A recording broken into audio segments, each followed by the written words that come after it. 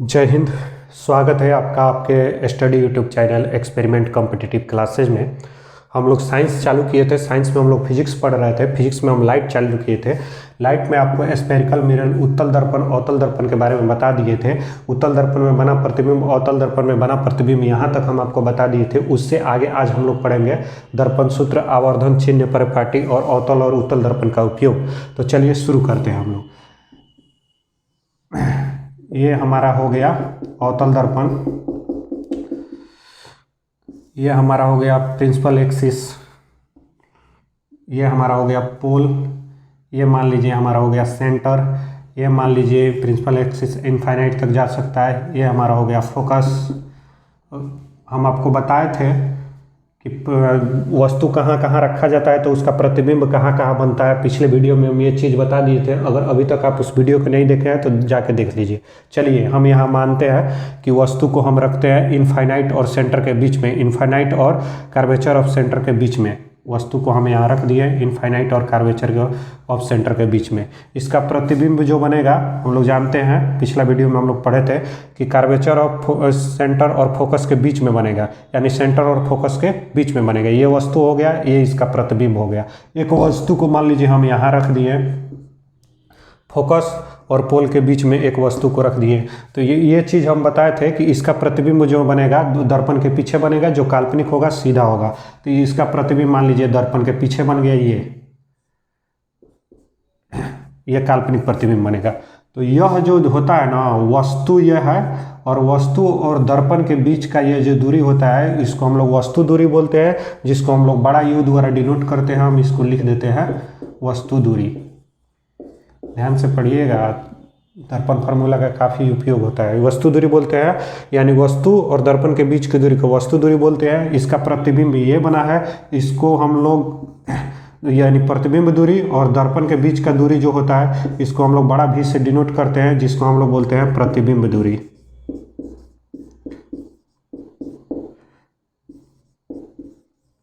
इसको हम लोग बोलते हैं प्रतिबिंब दूरी। और हम वहाँ आपको बताए थे कि फोकस बिंदु और पोल के बीच के जो दूरी होता है इसको हम लोग फोकस दूरी बोलते हैं, जिसको छोटा f द्वारा डिनोट किया जाता है।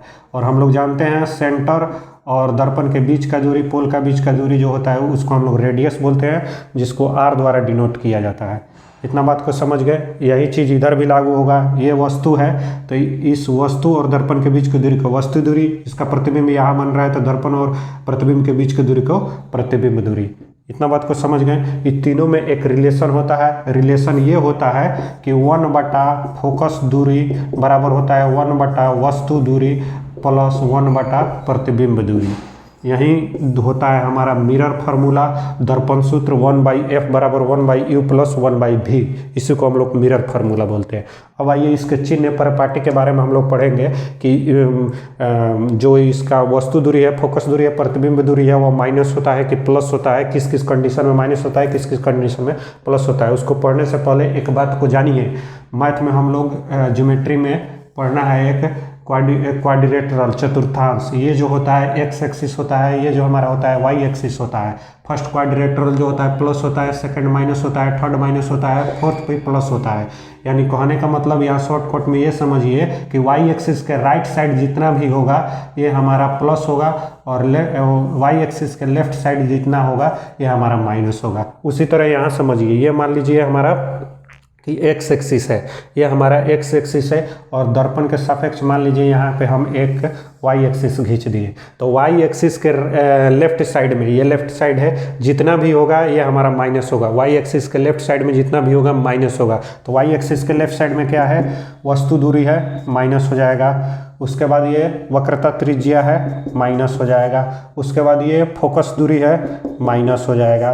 प्रतिबिंब दूरी है, माइनस हो जाएगा। ये प्रतिबिंब दूरी है, माइनस हो जाएगा। लेकिन प्रतिबिंब दूरी के बारे में एक बात को समझिए। प्रतिबिंब दूरी में हम बताए थे कि फोकस बिंदु और पोल के बीच में जब वस्तु हो तो उसका प्रतिबिंब दर्पण के पीछे बनता है, काल्पनिक बनता है। तो जब यह प्रतिबिंब इस स्थिति में वस्तु रखा हो तो इसका प्रतिबिंब दर्पण के पीछे बनेगा, यानी कि एक्स एक्सिस के राइट साइड में प्रतिबिंब बन रहा है तो एक्स एक्सिस के राइट साइड में प्लस, यानी अवतल दर्पण में प्रतिबिंब दूरी माइनस में भी होता है और प्लस में भी होता है। इतना बात को समझ गए।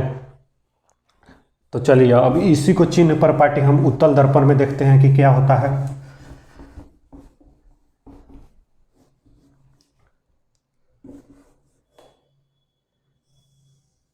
ये हमारा उत्तल दर्पण हो गया, ये हमारा प्रिंसिपल एक्सिस हो गया, ये हमारा मान लीजिए इनफाइनाइट हो गया, ये सेंटर हो गया, ये फोकस हो गया, और ये यहाँ मान लीजिए वस्तु जब भी रखते हैं हम उत्तल दर्पण में दाहिने साइड में रखते हैं। हम यहाँ मान लीजिए वस्तु रख दिए और इसका प्रतिबिंब जो बनेगा इधर कहीं बनेगा, मान लीजिए यहाँ बन रहा है। तो यह जो दर्पण के पीछे प्रतिबिंब बन रहा है यह काल्पनिक बन रहा है। तो वह उत्तल दर्पण के प्रतिबिंब के बारे में हम बताए थे कि वस्तु कहीं भी रहे उत्तल दर्पण में किसी भी स्थिति के लिए, वस्तु के किसी भी स्थिति के लिए प्रतिबिंब हमेशा काल्पनिक बनता है। काल्पनिक बनेगा तो सीधा बनेगा और वस्तु से छोटा बनता है, काल्पनिक बनेगा तो सीधा बनेगा और वस्तु से छोटा बनता है। तो इसका प्रतिबिंब मान लीजिए यहाँ बन रहा है, वस्तु से छोटा ना बनेगा जी, तो वस्तु का जितना हाइट होगा उससे छोटा बनेगा, काल्पनिक बनेगा, दर्पण के पीछे बनेगा और सीधा बनेगा। तो इसमें देखिए चिन्ह परिपाटी के बारे में, तो ये मान लीजिए हमारे एक्स एक्सिस हो गया, इसके परिप्रेक्ष्य में हम यहाँ एक वाई एक्सिस खींच लिए। तो वाई एक्सिस से राइट साइड में, वाई एक्सिस से राइट साइड में जितना कुछ भी होगा वो प्लस में होगा, लेफ्ट साइड में जितना कुछ भी होगा माइनस में होगा, ये प्लस में होगा ये माइनस में होगा। तो देखिए ये तो हमारा अवतल दर्पण था, ये हमारा उत्तल है। यहाँ देखिए तो हम वस्तु दूरी इसमें देखिए, वस्तु जब भी रखते हैं हम क्या बोलते हैं लेफ्ट साइड में, यानी इधर वस्तु के लेफ्ट साइड में रखते हैं, वस्तु के लेफ्ट साइड में वो रखते हैं हमेशा वस्तु। तो वस्तु दूरी लेफ्ट साइड में, तो इसमें वस्तु दूरी माइनस होगा। और इसमें देखिए, और इसका प्रतिबिंब जो ये बन रहा है ये राइट साइड में बन रहा है, यानी इसका भी ये हमेशा प्लस होगा, इधर कोई प्रतिबिंब नहीं बनता है। तो यहाँ ये माइनस कभी नहीं होगा, जब भी होगा उत्तल दर्पण में प्रतिबिंब दूरी प्लस होगा। और इस सेंटर और दर्पण के बीच के दूरी को हम लोग वक्रता त्रिज्या कहते हैं, यानी आर इसका हमेशा प्लस में होगा, इधर जितना भी होगा प्लस में होगा। फोकस बिंदु और इसके बीच के दूरी को फोकस दूरी कहते हैं, फोकस बिंदु और दर्पण के बीच के दूरी को फोकस दूरी कहते हैं हम लोग। तो यह भी हमेशा प्लस होगा, यानी याद रखिएगा उत्तल दर्पण जितना होगा उसमें सब में माइनस होगा, बस एक प्रतिबिंब दूरी में माइनस और प्लस दोनों होगा। सॉरी, यह अवतल दर्पण जितना होगा उसमें सब में माइनस होगा, बस प्रतिबिंब दूरी में माइनस और प्लस दोनों होगा। उत्तल दर्पण जितना होगा उसमें सब में प्लस होगा, बस एक वस्तु दूरी होगा उसमें एक माइनस होगा। तो चलिए इस फार्मूला का यूज करके हम एक न्यूमेरिकल लेते हैं जो दर्पण सूत्र है, और उसमें हम इस चिन्ह परिपाटी का यूज करेंगे। इस बात को यहाँ तक जाके घर पर रिविजन कीजिएगा, यह चिन्ह परिपाटी न्यूमेरिकल में बहुत परेशान करता है, रिविजन कीजिएगा आपके पकड़ में आ जाएगा। तो चलिए एक हम न्यूमेरिकल लेते हैं, क्वेश्चन पूछता है एग्जाम में।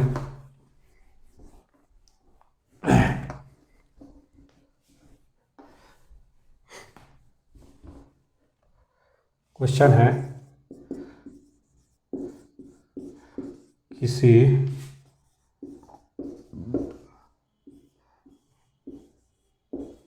अवतल दर्पण में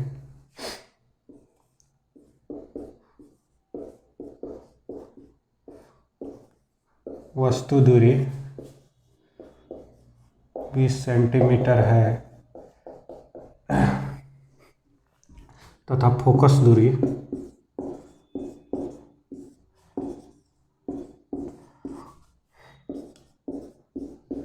30 सेंटीमीटर है।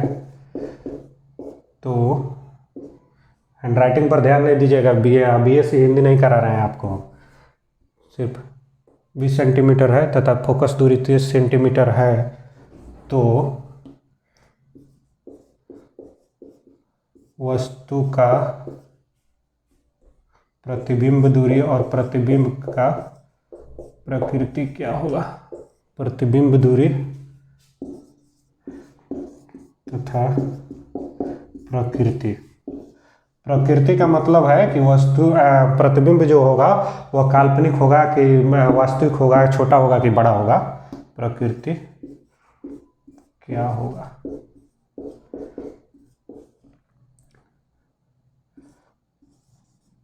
तो चलिए किसी अवतल दर्पण में वस्तु दूरी 20 सेंटीमीटर दिया हुआ है, यानी वस्तु दूरी दे दिया है हमारा u दे दिया है 20 सेंटीमीटर। तो पहले हम देखेंगे कि दर्पण कौन सा है, अवतल दर्पण है। तो अवतल दर्पण में हम लोग जानते हैं u हमेशा माइनस में होता है, तो माइनस लगा देंगे, चुपचाप कुछ नहीं करना है। फोकस दूरी f दे दिया है कितना 30 सेंटीमीटर। हम लोग जानते हैं कि अवतल दर्पण में फोकस दूरी भी हमारा जो होता है माइनस में होता है। अब हम लोग फार्मूला का यूज करेंगे। फार्मूला होता है 1/f बराबर 1/u प्लस 1/v, यही ना फार्मूला होता है। तो हमें कह रहा है कि प्रतिबिंब दूरी निकालना है, या कह रहा है कि प्रतिबिंब दूरी, तो v को इधरे रहने देंगे और u को इस साइड ला देंगे, तो 1/f हो जाएगा। ये प्लस में है तो इधर आएगा तो माइनस में हो जाएगा, तो 1/u हो जाएगा और इधर 1/v हो जाएगा। अब इसको रख दीजिए, कुछ नहीं है इसमें। 1/30 f के जगह पर -30, या माइनस है, ये ऑलरेडी माइनस है, और u के जगह पर -20 रखिए। देखिए यहाँ हम u को इधर लाए हैं तब यह माइनस हुआ है, और -20 ऑलरेडी था वस्तु दूरी, तो यह माइनस अलग से हम लेंगे। तो यहाँ देखिए 20-30 का एलसीएम हमारा 60 हो जाएगा। 30 दूना 60 हो गया, माइनस है तो -2 लगा देंगे। यहाँ देखिए माइनस माइनस प्लस हो जाएगा, माइनस माइनस प्लस हो जाएगा, 20-3 60 हो जाएगा, तो 3 हो जाएगा। माइनस माइनस प्लस, तो प्लस नहीं हो गया, 20-3 60 हो जाएगा, तो 3 हो जाएगा हमारा। अब देखिए -2 +3 में घटाएंगे तो प्लस वाला ज़्यादा है तो प्लस रहेगा, 1/60 हमारा आ गया। तो ये आ गया हमारा 1/v आया है 1/60, यानी v हमारा आ गया 60 आ गया, 60 आ गया। तो v हमारा 60 आया, और यह जो आया प्लस में आया। तो हम अवतल दर्पण में प्लस में कब होता है वह प्रतिबिंब दूरी, हम बताए थे जब वस्तु काल्पनिक हो, प्रतिबिंब के दर्पण के पीछे हो तभी होता है। तो यह हमारा जो होगा वह काल्पनिक प्रतिबिंब होगा। काल्पनिक जब होगा तो सीधा होगा, और काल्पनिक प्रतिबिंब अवतल दर्पण में हमारा हमेशा वस्तु से बड़ा बनता है। इतना बात को समझ गए कि किसी अवतल दर्पण में वस्तु दूरी 20 सेंटीमीटर तथा फोकस दूरी 30 सेंटीमीटर है, तो वस्तु का प्रतिबिंब दूरी तथा प्रकृति क्या होगा, यानी वस्तु दूरी -20 है, फोकस दूरी -30 है। फार्मूला पर रख देंगे। यहाँ से हमको प्रतिबिंब दूरी निकल के आ गया प्लस में। प्लस में अगर आ गया तो दर्पण के पीछे बन रहा है, दर्पण के पीछे बनेगा तो काल्पनिक होगा, काल्पनिक होगा तो सीधा होगा। हम बताए थे ऐसे भी कि काल्पनिकता हमेशा सीधा होती है, और सीधा और काल्पनिक प्रतिबिंब अवतल दर्पण में हमेशा बड़ा बनता है। ऐसे हम बताए थे कि अवतल का स्पेलिंग बड़ा होता है तो काल्पनिकता के लिए वह बड़ा बनता है। चलिए इतना बात को समझ गए। अब हम लोग पढ़ेंगे घर पे जाके इससे रिलेटेड जितना भी क्वेश्चन है दर्पण सूत्र पर, उसको बनाइएगा, आपसे बन जाएगा। अब हम लोग आवर्धन के बारे में समझेंगे। आवर्धन का मतलब समझते हैं क्या होता है? आवर्धन, मैग्निफिकेशन। आवर्धन का मतलब समझिए कि प्रतिबिंब दूरी बटा वस्तु दूरी, प्रतिबिंब दूरी बटा वस्तु दूरी को ही हम लोग आवर्धन कहते हैं। लेकिन यहाँ फार्मूला नहीं, आईएएस कैब में आप नहीं पढ़ रहे कि एग्जाम देने जाइएगा तो आपसे फार्मूला पूछेगा, जैसे हम आपको बता दिए हैं। हम आप लोग पढ़ेंगे आवर्धन। आवर्धन के बारे में पढ़ेंगे। इसका इंग्लिश होता है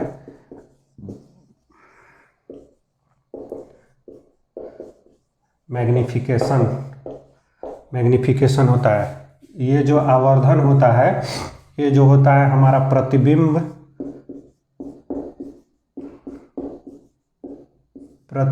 दूरी बटा होता है वस्तु दूरी। यानी इसका अगर परिभाषा सजा के लिखिए तो इसका मतलब यही हुआ कि वस्तु की प्रतिबिंब दूरी वस्तु दूरी के अनुपात को हम लोग आवर्धन कहते हैं, आवर्धन कहते हैं। तो इसको फार्मूला पर सेट कीजिए। तो वस्तु दूरी का होता है v, और प्रतिबिंब दूरी का होता है v से हम लोग डिनोट करते हैं, वस्तु दूरी को u से डिनोट करते हैं। और जो आवर्धन होता है, यहाँ आवर्धन का स्पेलिंग होता है मैग्निफिकेशन, तो इसको हम लोग छोटा m द्वारा डिनोट करते हैं, यानी m बराबर, और प्रतिबिंब दूरी हमेशा इसमें हम लोग माइनस में लेते हैं। प्रतिबिंब दूरी जो होता है आवर्धन में हमेशा माइनस में लेते हैं, तो m बराबर होता है -v/u। यह m जो है यह सिर्फ इसका सिंबल है, मात्रक नहीं है, मात्रकहीन होता है, बीमाहीन होता है। कैसे? यह प्रतिबिंब दूरी भी हमारा जो है यह दूरी है, तो दूरी का मान लीजिए मात्रक मीटर, और वस्तु दूरी मात्रक चाहे मीटर चाहे सेंटीमीटर कुछ भी मान लीजिए, वस्तु दूरी भी हमारा दूरी ही है, तो दूरी का मीटर मान लीजिए, मीटर कट गया, यानी मात्रकहीन होता है, बीमाहीन होता है। आवर्धन जो हमारा होता है बीमाहीन होता है। तो इससे मतलब नहीं है, लेकिन एग्जाम में कभी कभी पूछ देता है, तो मात्रकहीन बीमाहीन होता है, इतना याद रखिएगा। तो हम लोग इसका यूज ज़्यादा करेंगे। आवर्धन का मतलब m बराबर -v/u होता है। अब देखिए क्वेश्चन आप कैसे पकड़िएगा उस बात को समझिए। भाई परिभाषा आपसे नहीं पूछेगा कि प्रतिबिंब दूरी और वस्तु दूरी के अनुपात को हम आवर्धन कहते हैं। आप आईएएस के एग्जाम नहीं देने जा रहे हैं, कंपटीशन एग्जाम में आपको न्यूमेरिकल दे देगा, तो आप कैसे समझिएगा कि हमको इस फार्मूला का यूज करना है, या आवर्धन वाला मतलब क्वेश्चन है। तो उसमें देखिए लिखा रहेगा कि प्रतिबिंब जो है वस्तु से दुगुना बन रहा है, प्रतिबिंब जो है वस्तु से दुगुना बड़ा बन रहा है, वस्तु से दुगुना छोटा बन रहा है। तो जब भी कहे कि प्रतिबिंब वस्तु से दुगुना बड़ा बन रहा है, यानी m बराबर हम समझ जाएंगे 2, हम लोग डायरेक्ट समझ जाएंगे 2। या जब भी कहे कि प्रतिबिंब वस्तु से दुगुना छोटा बन रहा है, तो m बराबर हम लोग समझ जाएंगे 2। समझ में आया कि जब भी क्वेश्चन में दुगुना तीन गुना बड़ा छोटा का बात हो, तो समझ जाइए कि आवर्धन वाला क्वेश्चन घुसेड़ दिया है, आवर्धन का बात यहाँ पे हो रहा है, तो उसको ऐसे पकड़िएगा, तो उसमें समझ जाइएगा कि हमको आवर्धने लगाना है। जैसे हम एक क्वेश्चन लेते हैं और उससे आपको समझाते हैं, तो आप समझिएगा। पहले यह आवर्धन के चिन्ह परपाटी के, इसका भी कुछ चिन्ह परपाटी है। जैसे हम लोग दर्पण का चिन्ह परपाटी पढ़े हैं ना, तो इसका भी कुछ चिन्ह परपाटी है। तो चिन्ह परपाटी सिंपल है, हम आपको बताए थे कि वास्तविकता हमेशा उल्टा होता है। तो जहाँ भी वास्तविक प्रतिबिंब का यूज होगा, जहाँ भी वास्तविक प्रतिबिंब का यूज होगा, तो वास्तविकता हमेशा उल्टा होता है, यानी वास्तविकता हमेशा निगेटिव होता है। वहाँ m का मान हमेशा निगेटिव रखिएगा। जहाँ भी वास्तविक प्रतिबिंब का यूज होगा, वहाँ m का मान हमेशा निगेटिव रखिएगा। वास्तविकता हमेशा उल्टा होता है, m का मान निगेटिव रखिएगा। जहाँ भी काल्पनिक प्रतिबिंब का यूज होगा, काल्पनिकता हमेशा सीधा होता है। हम आपको बताए थे काल्पनिकता हमेशा सीधा होता है, हम आपको बताए थे। तो जहाँ भी काल्पनिक प्रतिबिंब का यूज होगा, उसको प्लस रखिएगा। अब देखिए, अगर दर्पण पूछ दे कि अवतल दर्पण उत्तल दर्पण, तो अगर अवतल दर्पण पूछ दे, तो अवतल दर्पण हम लोग जानते हैं कि वास्तविक प्रतिबिंब भी बनता है और काल्पनिक प्रतिबिंब भी बनता है, वास्तविक भी बनता है और काल्पनिक भी बनता है। अवतल दर्पण में वास्तविक और काल्पनिक दोनों बनता है, यानी m का जो मान होगा वह माइनस में भी होगा और m का जो मान होगा वह प्लस में भी होगा। इतना बात को समझे। और वैसा ही कहे कि अवतल दर्पण, ये अवतल दर्पण के यहाँ लिख देते हैं। अरे नोट्स बनाते चलिएगा भाई, काफ़ी हेल्प साबित होगा। अवतल दर्पण में प्रतिबिंब जो होता है, काल्पनिक भी वास्तविक भी बनता है और काल्पनिक भी बनता है। तो वास्तविक के लिए माइनस लेंगे, काल्पनिक के लिए प्लस लेंगे। और उसी तरह अगर उत्तल दर्पण का है, तो हम जानते हैं कि उत्तल दर्पण में हमेशा काल्पनिक प्रतिबिंब बनता है, काल्पनिक प्रतिबिंब बनता है। तो जब भी उत्तल दर्पण का है, तो आवर्धन का मान हमेशा प्लस होगा। समझ में आया? तो चलिए अब एक न्यूमेरिकल लेते हैं हम इस पर। न्यूमेरिकल से आप समझ जाइएगा।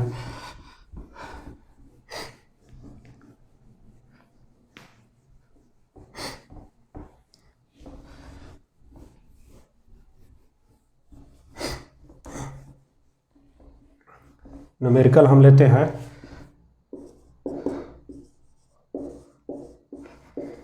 किसी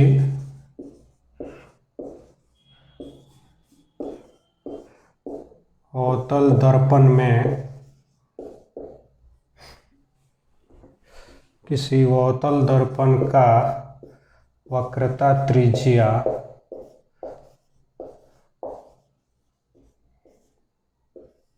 वक्रता त्रिज्या 20 सेंटीमीटर है। ठीक है। किसी वस्तु को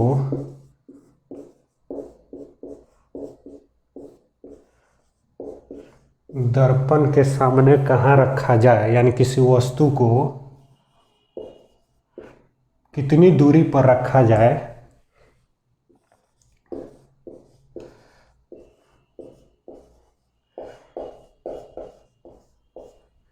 दूरी पर रखा जाए कि वस्तु का 2 गुना प्रतिबिंब बने।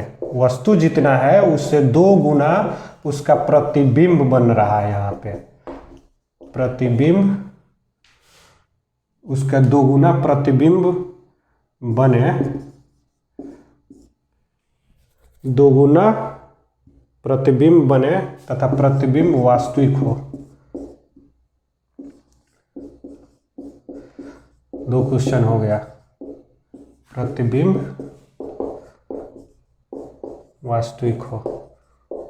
यानी कहने का मतलब ये है कि किसी अवतल दर्पण का वक्रता त्रिज्या अगर 20 सेंटीमीटर है तो किसी वस्तु को कितनी दूरी पर रखा जाए, उस अवतल दर्पण के सामने किसी वस्तु को कितना दूरी पर रखा जाए, कितना वो दूरी पर रखा जाए कि वस्तु का जो प्रतिबिंब बने उस वस्तु से दोगुना हो और प्रतिबिंब जो हो वो वास्तविक हो। तो देखिए यहाँ पे पहले अवतल दर्पण का वक्रता त्रिज्या दे दिया है, आर दे दिया है कितना 20 सेंटीमीटर। तो हम बताए थे चिन्ह परिपाटी में कि अवतल दर्पण का जो है वक्रता त्रिज्या वो लेफ्ट साइड होता है, तो माइनस होगा, माइनस हो गया।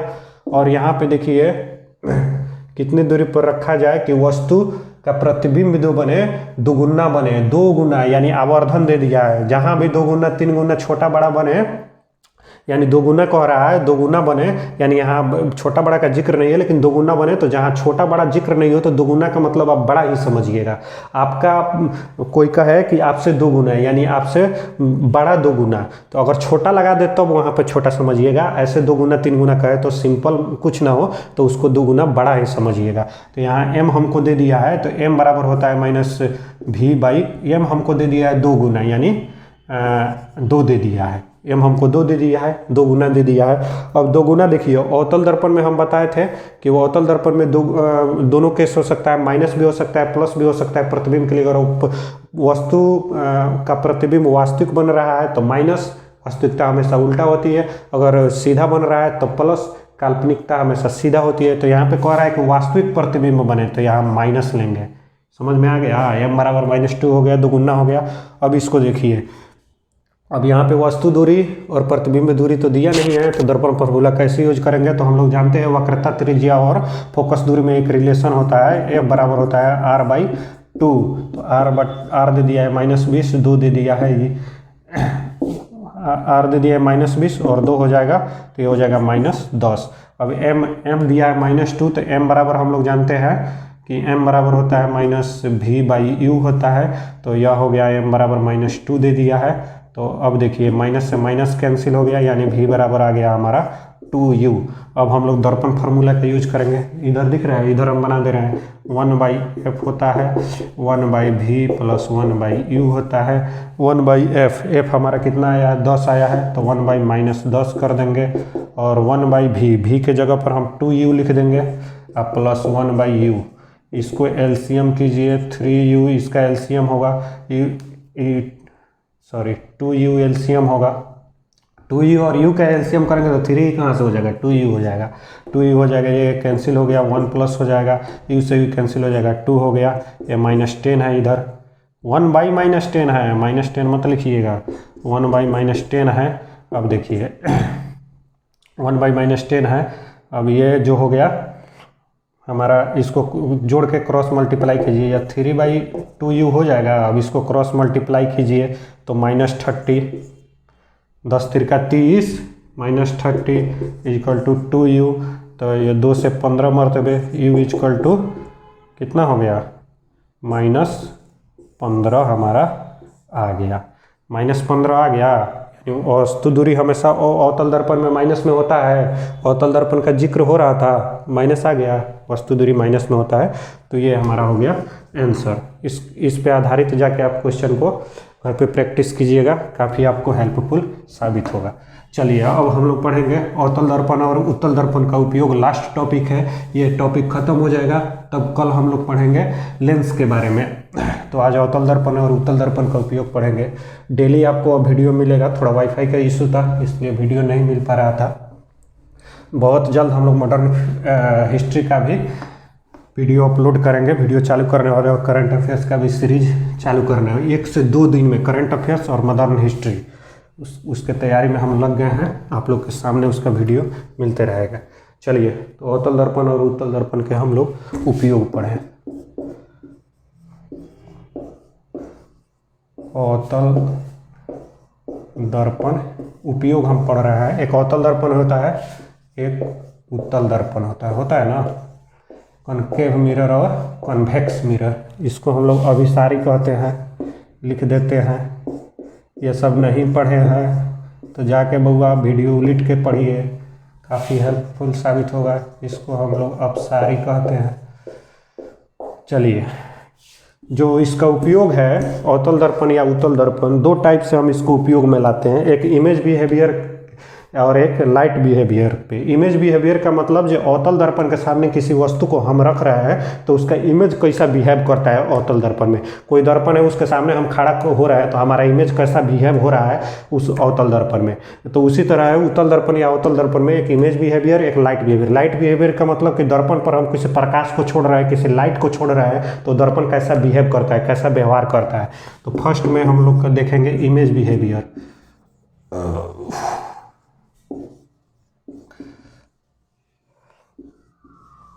इमेज बिहेवियर जो होता है ना अवतल दर्पण में इमेज बिहेवियर जो होता है वह छोटा चीज़ को बड़ा दिखाता है। अवतल दर्पण के सामने कोई छोटा चीज़ रखिएगा ना तो उसको बड़ा दिखाएगा। अब देखिए इमेज बिहेवियर के रूप में अवतल दर्पण का कहाँ उपयोग होता है, यानी छोटा चीज़ को बड़ा देखने के लिए अवतल दर्पण में कहाँ कहाँ उपयोग होता है। तो सबसे पहले डॉक्टर लोग के पास होता है, खासकर जो हमारा ईएनटी का डॉक्टर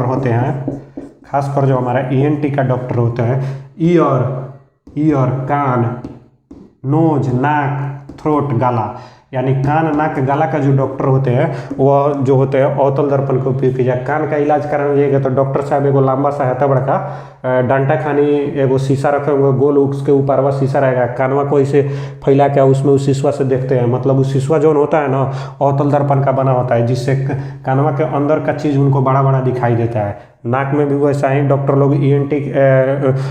लोग अवतल दर्पण का उपयोग करते हैं। गला में भी कोई चीज़ को देखना हो तो उसमें ऐसे आपसे मुंह बना देंगे और एक अवतल दर्पण से इसे देखेंगे तो अंदर का चीज़ आपको दिखाई दे देगा।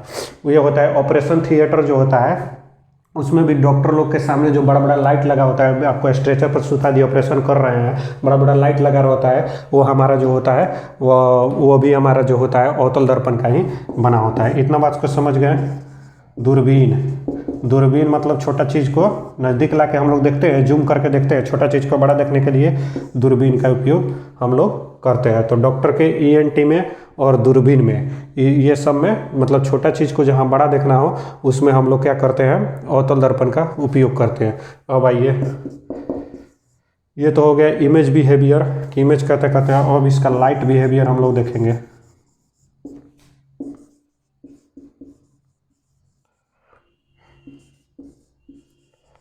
लाइट बिहेवियर कहने का मतलब है, हम आपको बताए थे कि अवतल दर्पण को अभिसारी क्यों करते हैं। यह लाइट को मर्ज कर देता है, कन्वर्ज कर देता है, एकत्रित कर देता है, लाइट को सिकुड़ा देता है। तो लाइट बिहेवियर का मतलब लाइट को सिकुड़ा देता है,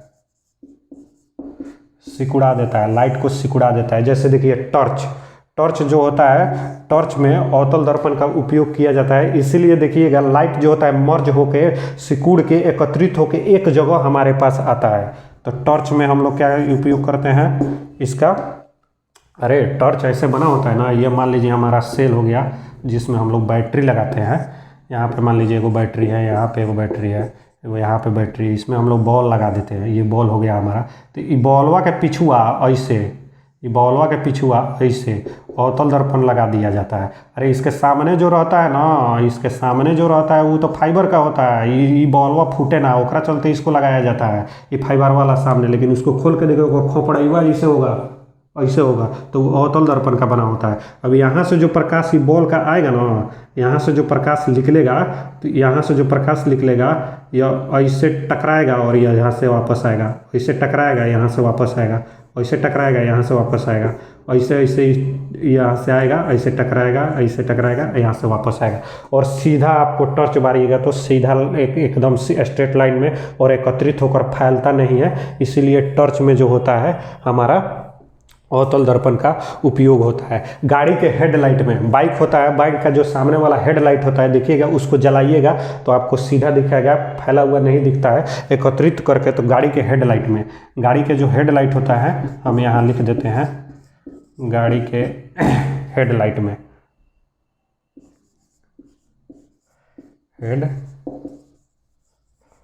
गाड़ी के हेडलाइट में भी हम लोग इसी का उपयोग करते हैं, अवतल दर्पण का ही उपयोग करते हैं।